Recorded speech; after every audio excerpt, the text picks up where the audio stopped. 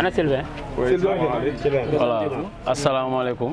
maa ngi tudd Seydou Koita nekk vice coordonnateur jeunesse patriotique du Sénégal section Sédhiou nekk vice coordonnateur communal maa ngi taxaw ak sama coordinateur départemental muy chargé de mission muy Omar Balde ak l'ensemble des membres des jeunes de PASTEF fii ci commune Sédhiou. est-ce que mën nga dellu ci deyu bis bi. voilà bis bi juste acte symbolique la boo xamante ni képp ko xam PASTEF xam ko ci don de soi xam ko ci don de soi boo xamante ni yàgg na koo def il y a des années. Si on se souvenait bien hôpital bi bañ ko commencé di def yàgg na c'était bien avant bu ñu nekkee woon opposition daan nañ fi ñëw weeru koor di fi def di yóbbu ci prison un peu partout avec nos aînés yi nga xam ne ñoo newoon ci parti bi. Donc continuité boobu moom lañ nekk di def élan de solidarité à l'endroit des patients ak malades yi nga xam ne ñoo ngi fii ci hôpitaux yi. Comment avez-vous mobilisé les ressources nécessaires? Voilà, donc ressources yi c'était pas facile mais képp ku xam PASTEF xam ko ci don de soi xam ko ci cotisation malgré que nous sommes au pouvoir mais on a colmaté de gauche à droite ak suñu leaders yi nekk ci kaw suñu honorable député yi notamment Mohamed Ayib Salim Daffé Ndeye Fatou Mané donc ak ñeneen responsable politique nga xamante ne ñoo ngi biir Sédhiou notre coordonnateur départemental Sadibou Djiba ak un peu partout les différents responsables yi nekk ci commune bi ku ci nekk am na loo ci sànni 50 000 2 000 3 000 1 500 je pense que barke boobu noonu moo ci ëpp solo te yàlla dimbali nañu ba on a réussi ça malgré que ñoo ngi au pouvoir mais réussir nañ dajale fond boobu noonu ba mën a defar ndogu bu toll nii indi ko fi. seen action bi ci lii la yam wala am ngeen yeneen prérogative yéen war a lancer ci yeneen action. non am na yeneen action yoo xamante ni am nañu yéene def ko comme PASTEF nu mu ko yàggee def comme par exemple def nañ fi don de soi fii ci hôpital bi ci don de sang plutôt donc don de sang boobu tamit moo ngi fi donc dañ koy perpétuer continuer ko gën koo accentuer donc ñoo ngi remercier jeunes PASTEF fi ñëw yëpp responsable Sédhiou yëpp ñoo ngi leen di remercier bàyyiwuñu kenn. Merci beaucoup, je m'appelle M. Diop Khalil Diop, secrétaire exécutif du centre de santé. Que représente pour vous cette action de solidarité? Bon, cette action de solidarité représente énormément de choses pour nous. Et surtout, quand je dis nous, je parle au nom des patients. Parce que nous sommes là pour les patients et pour la communauté. Et nous pensons que nous sommes dans une zone extrêmement difficile. Et quand les gens nous viennent en aide, et nous pensons que c'est un acte à saluer.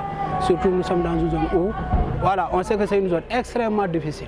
Donc je pense que, en ce qui concerne ces gens-là, ils sont venus à maintes reprises. Étant dans l'opposition, ils sont venus, ils ont fait leur, comment dirais-je, là des actions, là pour venir chercher de quoi manger. Donc si vous venez en appui et que nous pensons que même si c'est peu, mais cela joue un rôle important parce que nous sommes dans une zone extrêmement difficile. Et nous, on ne se limite pas à ça et nous lançons un appel. Nous avons dit à ceux-là qui sont venus d'être notre interlocuteur auprès des pouvoirs publics pour nous appuyer énormément de choses, surtout en matière de plateau technique. Et nous pensons que nous sommes dans une zone un peu éloignée de la capitale et que la santé, qui dit santé, dit en tout cas le bien-être. Qui dit bien-être, dit en tout cas la bonne marche de la société. Donc s'il y a bien-être, il y a santé et nous pensons que cette communauté-là peut voir loin, peut avoir des visions plus ou moins importantes pour le développement de leur localité et ensuite voir la région et voir le pays entier. Votre dernier mot vis-à-vis aux actions solidaires que mène actuellement la jeunesse? Alors, merci beaucoup. Notre dernier mot, c'est d'encourager cette jeunesse, cette vaillante jeunesse, cette jeunesse patriotique, et cette jeunesse en tout cas, et qui s'inspire de leur leader, et qui en tout cas, tout le monde connaît, leur vision, leur aspiration, c'est pour le développement de notre cher pays. Quand je dis cher pays, ça veut dire qu'on doit commencer à la base. Quand on commence à la base, on doit atteindre le sommet. Et cela, en tout cas, on les encourage, on les félicite et on leur souhaite une bonne continuation. Parce que nous pensons que si cette jeunesse à l'âge-là pense à développer leur terroir, nous osons espérer qu'ils vont développer leur pays. Nous tenons à vous remercier de vous vivre en travail au sein de l'hôpital et particulièrement, tout simplement, aux patients. Bon, d'abord, salut tout le monde et remercie vraiment tous mes frères et sœurs de la JPS. Donc, j'ai une impression de satisfaction surtout, parce que vraiment, ce n'était pas évident vu le temps de programmation, mais alhamdoulilah, on l'a fait vraiment avec une immense satisfaction, vraiment. Merci. Pourquoi ce genre d'action s'inscrit-elle dans la politique sociale du gouvernement? Donc ces genres d'actions, c'est peut-être c'est des actions qu'on a fait depuis des années. Hein. C'est pas quelque chose de nouveau. Voilà, donc c'est Pastef Sédhiou souvent. On est resté dans notre tradition de faire des œuvres sociales comme les ndogu, les dons de sang, les activités de sensibilisation ou d'investissement humain. Donc c'est ça, on peut inscrire cette action dans ce cadre-là. Comment l'État peut-il soutenir ou encourager une telle initiative locale? Donc ces genres d'initiatives, c'est peut-être de les accompagner. Voilà, peut-être parfois les ressources manquent, comme vous le savez, c'est un peu difficile financièrement, mais alhamdoulilah, le peu qu'on a, on fait des cotisations. Peut-être s'il y a des appuis en matériel, en soutien financier, ça va booster davantage des actions. C'est ça. Pensez-vous que ce modèle pourrait être élargi à d'autres régions?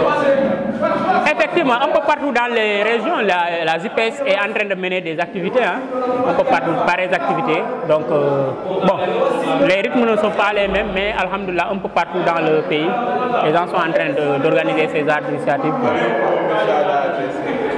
Un message, c'est vraiment de féliciter d'abord mes frères et sœurs, vraiment, parce que tout le monde a mis sa main dans la pâte. Tous les contributeurs, de près ou de loin, vraiment, de remercier tout le monde, de leur montrer que c'est ça la famille aussi, la fraternité de Pastef. Ça se montre à travers ces arts d'activité, quoi. Vraiment qu'on puisse davantage organiser ces arts d'activité pour mieux vraiment raffermir les liens et ensemble continuer la dynamique et animer le parti à la base surtout. C'est ça. Seydou Diaw. Seydou Diaw, ginnaaw bi ngeen teewee lii di kii nu mu tudd joxe ndogu ji fii ci permanence su Pastef Sédhiou lan moo nekkoon seeni kàddu? di ko rafetlu di sant yàlla ci suñu teewaay. ñun dañu fi ñëw comme doomi daara. may coordinateur départemental bu Sédhiou bi Seydou Diaw. di rafetlu waa JPS. seen bébét bi rafet na lool. di ñaan yàlla ñu fekkee ko déwén yu bëri. yàlla defal ñu tawfiq. di ñaanal sunu président.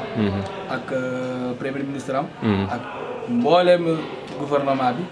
di ñaanal réew mi di ñaanal waa Sédhiou. loo leen bëgg ci yéen doom en tant que doomi daara lan moo seen bébét ci wàllu mii nii. waaw ci wàllu mii nii daal bariwul. mun naa wax bariwul. bari na mais bariwul. doomi daara moom ñëpp xam nañ ko nguur ñi fi njëkkoon. kenn faalewu leen. parce que da ngay gis ñu naan dañuy faale doomi daara mais boo xoolee au fond. doomi daara amul woon kaddu. mais ñu ngi sant. sunu nguur gi. mooy président Dioma ak. président Sonko. di rafetlu seen gis-gis. ñoom ñoo jël doomi daara dugal ko ci. dugal mouvement doomi daara bi ci Pastef. ba ñun tamit ñu am kaddu. ci parti bi. loolu ñu ngi koy rafetlu bu baax a baax a baax. kon tey bu ñu déggee doomi daara yi gis nañ seen bopp ci projet wu bii di projet wu Pastef. waaw gis nañ suñu bopp bu baax a baax te yëg nañ suñu bopp. lii moo tax ñëpp jàpp ci projet bi. di ñaan yàlla defal ñu tawfiq ci projet bi. comme nuñ ko buggee. waaw mu defal ñu ko nu mu gën a baaxee ci réew mi. ak jeunes yi tam di rafet lu baax a baax. jeunes yi nag lii yëpp jeunes yi ñoo ko waral. waa JP bi ñoo ko waral. lan mooy sa kaddu yu bu mujj ci fànn jii nii. waaw di sant yàlla di gërëm yan presse yi tamit. di rafetlu seen liggéey depuis sànq yaa ngi fii di jël nit ñi. di ñaanal réew mi. di ñaanal njiitu réew mi. di ñaanal ñëpp. di naan gouvernement bi mu gën a bàyyi xel. ci doomi daara yi. asalaamaaleykum wa rahmatulah. ñu ngi lay jaajëfal bu baax.